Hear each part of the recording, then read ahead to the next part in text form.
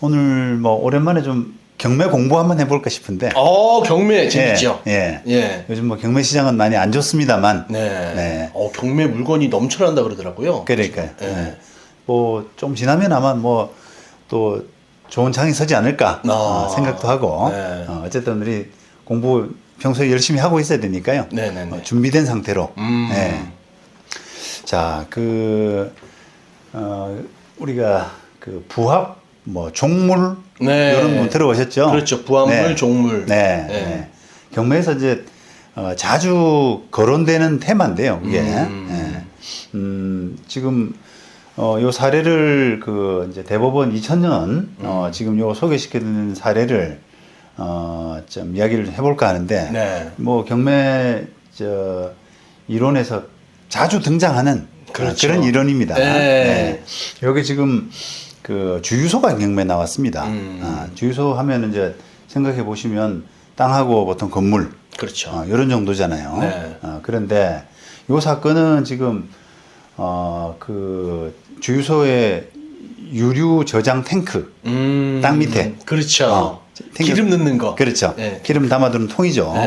그 유류 저장 탱크하고 그 다음에 주유기 있지 않습니까?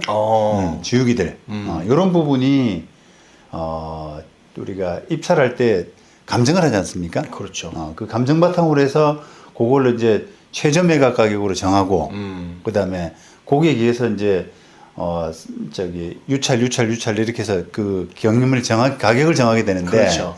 그때 이 유류 탱크 그 다음에 주유기 이런 부분을 감정을 못한 겁니다. 왜 못했을까요? 실수죠, 뭐. 실수예요. 보통은 이제 우리가 그 경매 대상물 그러면 채권자가 땅하고 건물에 대해서만 경매를 넣었잖아요. 그렇죠. 그렇기 때문에 기계적으로 보면은 그 두 가지에 대해서만 감정을 하게 되는데 우리가 경매법원에서 잘 봐가지고 요게 요 물건들이 팔리게 되면은 부합이나 종물되는 부합되거나 종물되는 부분은 소유권이 같이 넘어갈 수 있다. 요런 부분들 요즘 대표적인 게 그렇죠. 유류 저장 탱크 그다음에 주유기 이런 것들인데 근데 거의 다 보면 매각 포함으로 다 하지 않나요, 거의? 그렇죠. 이제 그걸 보면 주유소 보면 다 매각 포함으로 되어 있더라고요. 그러니까 그거는 지금 2000년 사례에서 보는 것처럼 이런 예전에 오류들 실수들이 반복되면서 주유소 매각할 때는 유리저장 탱크하고 주유기는 같이 해야 돼. 요거 때문에 어떻게 보면 요거 때문이라고는 할 수 없습니다만 그런 일이 반복되면서 이제는 실수 안 하죠. 그렇죠. 그죠? 그런데 이제 그런 실수들이 다른 유형에서는 또 나타나는 거예요. 그러니까 이론적으로는 부합되거나 종물로서 볼 수 있는 물건들은 같이 평가해서, 왜냐하면 그 물건들 토지 건물이 넘어가면서 같이 소유권이 따라 넘어가기 때문에 그렇죠. 당연히 이제 평가를 해줘야 맞지 않습니까? 그러니까 웬만하면 수목 나무 같은 거 많이 그러잖아요. 그렇죠, 맞습니다. 수목 그렇죠. 대표적인 거죠. 그다음에 뭐 조금 집에 증축된 부분, 달아지은 부분. 맞다. 그렇죠. 그렇죠. 조금 제시 외물건 그래가지고 그렇게 많이 하죠. 그런 것들은 이제 잘 살펴서 하는 편인데 이제 실수도 나오고 그런 일은 계속 되고 있습니다. 근데 요거는 이제 예전에 이제 그 주유소 문제인데 그걸 실수로 이제 그 경매법원에서 그 유류저장 탱크와 주유기에 대해서 감정을 누락한 거예요. 그래서 경매가 진행되다가 최고가 매수 신고인이 나타났어요. 낙찰지죠. 낙찰됐어요. 그래서 이제 그 사람은 기분이 좋았죠. 이제 받았으니까. 싸게 받았겠죠. 받았으니까 좋았는데,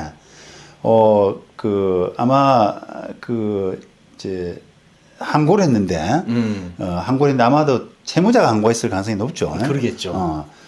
지금 항고가 누가 했느냐, 이거는 이제 모르겠습니다만. 채권자가 있겠죠? 글쎄요, 이제. 싸게. 보통은 채무자가 하죠. 왜냐면 그걸 낙찰 안 되도록. 전소유자. 전소유자가 그렇게 할 가능성이 높은데 하여튼 항고가 됐는데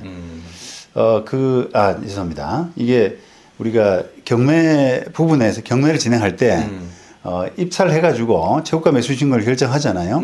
그러고 나서 한 일주일 뒤에 이제 매각 허가를 하지 않습니까? 그렇죠. 옛날에는 낙찰 허가라는 표현을 썼는데 그 지금 제도에서는 매각 허가인데 매각 허가할 때 법원이 그걸 캐치한 겁니다. 경매법원이. 그래서 이게 감정이 안 됐구나, 누락됐구나 싶어서 아차 싶어가지고 매각 불허가를 결정한 겁니다. 우와, 그럼 내 거 됐다 갑자기 불허가 됐네. 그렇죠, 그렇죠. 그래서 이 낙찰 받은 사람, 최고가 매수 신고인이 항고를 한 거죠. 그다음에 지금 항고에서도 뭐 너 못 받는다 이런 결론이 나니까 재항고까지 간 거예요. 대법원에.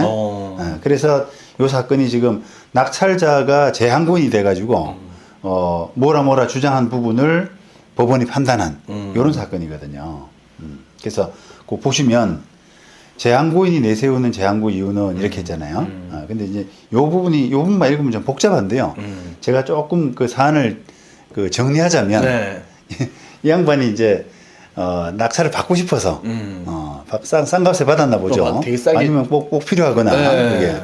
그래서 그 꼭 받고 싶어가지고 검토를 해보니까 그 저장 탱크와 주유기가 주유기가 감정에서 누락된 건 맞고 그 상태로 그 판단받았다가는 자기가 낙찰을 못 받을 것 같으니까 경매 절차에 문제가 있잖아요. 그렇죠. 하자죠. 중대한 하자죠. 그렇죠. 그래서 문제가 있을 것 같으니까 어떤 시도를 했냐면 몰래 그 부동산 소유자한테 찾아가가지고 그 주유기하고 탱크를 샀어요. 네, 나오더라고요. 샀습니다. 그래 놓고 내가 이걸 샀기 때문에 괜찮다. 이제 경매에 문제가 없다. 이렇게 주장하는 겁니다.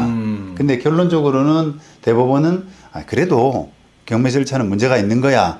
낙찰을 못 받아. 이런 결론을 내렸는데 네. 한번 이유를 한번 보시겠습니다. 네. 예. 그래서 재항고인이 내세우는 재항고 이유는 했습니다. 재항고인이 이 사건 경매 절차에서 최고가 매수 입찰자가 된 후에 이 유류 탱크하고 주유기 7대를 그 소유자로부터 별도로 매수함으로써 앞으로 경매법원이 이 사건 경매 절차에서 물건들을 매각할 수 없게 되었고 이런 표현을 썼어요. 그러니까 자기가 샀기 때문에 이제 더 이상 팔 수도 없어. 부동산을 팔 수도 없어. 이런 이야기를 했고요. 왜냐하면 그 저장 탱크하고 주유기를 사게 되면은 어떻게 보면 주유소로서의 기능을 없어질 수도 있는 거잖아요. 그렇죠. 그러니까 이제 이 사람이 이제 그걸 노린 겁니다. 그래서 더 이상 이제 그 토지 건물이 의미가 없게 된 거 아니냐, 팔 수도 없게 된 거 아니냐, 이런 이야기를 했고요. 그리고 만약에 자기한테 낙찰을 허가 안 하게 되면 이 사건 토지와 건물과 별도로 이 물건들을 매수한 자기가 손해를 입을 우려가 있다. 자기는 그러면 건물 토지 그렇죠. 그렇게 되잖아요. 그런 우려가 있기 때문에 자기한테 낙찰을 허가해야 된다는 겁니다. 그런데 대법원이 볼 때는 말이 안 된다. 그건 이유가 안 된다. 이렇게 이야기를 했고 뿐만 아니라 이렇게 하면서 이제 실질적인 그 이유를 이제 설치를 하고 있는데요. 요 기록에 보면 요 탱크하고 주유기 7대는 토지, 그죠? 경매 목적물인 토지에 부합되었거나 아니면 건물의 상용, 주유소 건물 있잖아요. 네. 주유 건물의 상용에 이게 상자가 상업 상자가 아니고요. 늘 상자 있잖아요. 일상할 때 상자. 그 건물을 늘 사용하는 건물의 상용이라 그러네요. 상용에 공하기 위해서 이거 어렵게도 부속시킨 종물이다. 그러니까 토지에 부합되었거나 아니면 건물의 상용에 공하기 위한 부속시킨 종물이다. 그래서 모두 이 사건 경매의 목적물이 되어야 하는 게 맞죠. 그래야죠. 할 것이므로 재항고인이 경매 절차 진행 중에 소유자로부터 별도로 물건을 매수했다고 하더라도 여전히 이 사건 토지 및 건물과 함께 매각되어야 할 것이어서 경매의 목적물에서 제외되는 것이 아니다. 그러니까 잘못 샀다는 거예요. 그렇죠. 결국은. 왜 샀냐고 부합돼서 원래 나가는 건데. 그렇죠, 그렇죠. 예. 부합된 거기 때문에 따로 팔기 어렵다는 겁니다. 그것이고 또 민사소송법이 최저 경매 가격을 규정하고 최저 경매 가격 결정의 중대한 하자를 직권에 의한 낙찰 불허가 사유, 뭐 지금은 이제 매각 불허가 사유 이런 표현을 쓰는데요. 그런 낙찰 불허가 사유를 규정하고 있는 것은 부동산이 공정 타당한 가격을 유지하고 부동산이 부당하게 영가로 매각됨으로써 소유자뿐 아니라 근저당권자나 채권자 등 이해관계인의 이익이 침해되는 것을 방지하는 데 목적이 있다 할 것인데 재항고인이 경매 절차와는 별도로 소유자로부터 이 물건들을 매수했다고 해서 이 사건 경매 목적물에 대한 최저 입찰 가격 결정의 하자가 치유되는 것이 아니라는 거예요. 그죠? 그래서 그런 가격 결정의 하자에도 불구하고 근저당권자 등 이해관계자들에게 아무런 손해가 발생하지 않게 되었다고 할 수 없다. 그래서 문제가 있는 경매 매각 절차라는 겁니다. 네, 하자 있는 매각 절차니까 예, 다시 해야 된다. 그렇습니다. 예. 그래서 결과적으로는 이제 이 양반이 용을 썼는데요. 그렇죠. 받기 위해 가지고 얼마나 탐났으면 이렇게 했을까요? 그러게요. 예. 이렇게 했는데 그 이제 결론적으로는 뭐 그래도 너한테 낙찰 허가할 수 없다. 이런 결론이 났습니다. 그러면 낙찰도 안 된 거고 다시 나오면 그 유류 창고하고 그리고 탱크하고 그 주유기는 다시 매각 물건 나오는 거네요. 그렇죠. 샀더라도. 그렇죠. 네. 네, 그게 종물이니까. 그렇죠. 부합 종물이기 때문에 따로 거래되기가 어렵다는 겁니다. 그렇죠. 그래서 이게 요런 이제 부합이나 종물 그 부분을 잘 보시면 이게 때로는 이게 이제 법원이 실수해서 감정이 누락돼 가지고 나오는 경우가 있습니다. 맞아요. 있어요. 그런데 그거를 그냥 용케 주워 먹으면 싼 값이 먹는 거잖아요. 그렇죠. 그걸 낙찰을 받게 되면 그 사람은 행운인 겁니다. 그거를 뭐 나중에 이렇게 이런 식으로 매각 허가에 대해서 이의한다든지 항고한다든지 해가지고 취소될 수는 있겠죠. 이제 중간에 걸러지게 되면. 그렇죠. 걸러지게 되면. 뭐 항의하거나 하면. 그렇죠. 절차에서 이제 하자가 있으니까 이제 취소가 될 낙찰 허가가 취소되거나 아니면 뭐 이제 불허가 될 가능성이 높죠. 그런데 그게 용케 안 걸러져 가지고 안 걸러져서 이제 절차가 확정돼 버리면 이제 행운을 얻은 거죠. 그렇죠.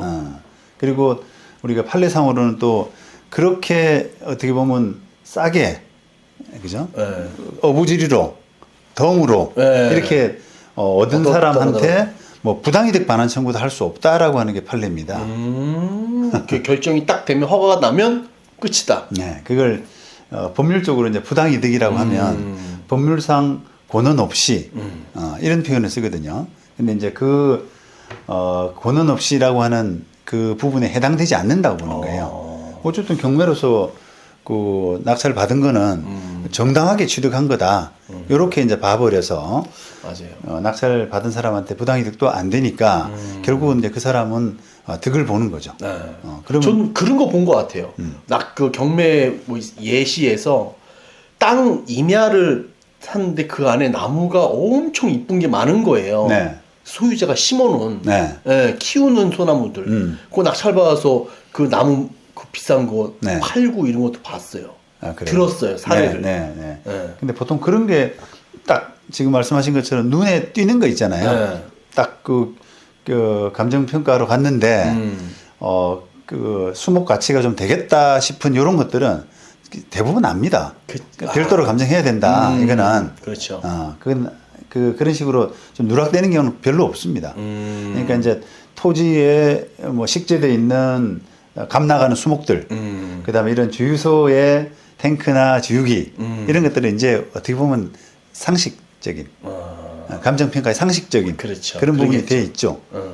근데 이제 우리가 또 뭐 지금 잘 놓치는 잘 실수하는 부분 중에 하나가 전유 부분, 집합 건물의 전유 부분 있잖아요. 네. 그 땅 없이 그 건물만 나왔는데 땅 지분이 같이 넘어오냐. 예. 종된 권리라는 표현을 쓰는데 법적으로 아까 우리가 종물이라 그랬지 않습니까? 네, 네. 그거는 이제 물건을 이야기하는 거고 주유기처럼 종된 권리라는 그런 개념으로 해가지고 전유 부분을 취득하게 되면은 종된 권리로서 땅까지 취득하게 되는 그런 논리가 있거든요. 맞아요, 맞아요. 네, 근데 이제 그거를 평가 안 하고 종된 권리를 이제 간과해 버리고 그냥 건물만 평가해서 그것도 어부질이죠, 완전. 예, 그것도 뭐 이제 낙찰 받는 사람 입장에서는 뭐 좋은 재테크로 좋은 수익 모델로 이렇게 회자되더라고요. 맞아요. 근데 그거는 여전히 이게 좀, 야, 이게 건물 받아가지고 땅까지 넘어갈 수 있나? 아니면 건물만 넣으면 진짜 넘어가나? 이런 부분은 약간의 법률적인 판단이 필요하거든요. 그렇죠. 그러다 보니까 여전히 법원에서도 실수가 있습니다. 그러더라고요. 경매법원에서. 네. 그러다 보니까 이제 그걸 잘 연구해서 어떻게 득을 보려고 하는. 저도 이게 경매 배울 때 네. 그런 사례도 봤고, 네. 뭐 인천의 아파트인데 이게 대지권 미등기로 돼가지고 네. 건물만 낙찰받았는데 알고 보니 분양대금을 다 납부한 거예요. 네. 갖고 따라왔더라고요, 땅이. 네. 갖고 엄청 싸게 받은 사례 뭐 이런 것도 네. 신도시에서 많더라고 이게. 예. 그래서 여러분들도 그 사안별로 조금 다릅니다만 어쨌든 부합이나 요 종물 요 이론을 좀 잘 머리 숙지하고 계셔야 어떤 이득을 보거나 아니면 낭패를 좀 면하거나. 야, 그러다 진짜 건물만 받아오면 낭패잖아요. 그 땅 주인이 또 지료 소송을 할 거 아니에요. 뭐 지료소송도 할 수도 있고 때로는 철거소송도 할 수 있고. 그러니까요. 이게 권리 분석이 잘 돼야 될 것 같습니다. 네. 네.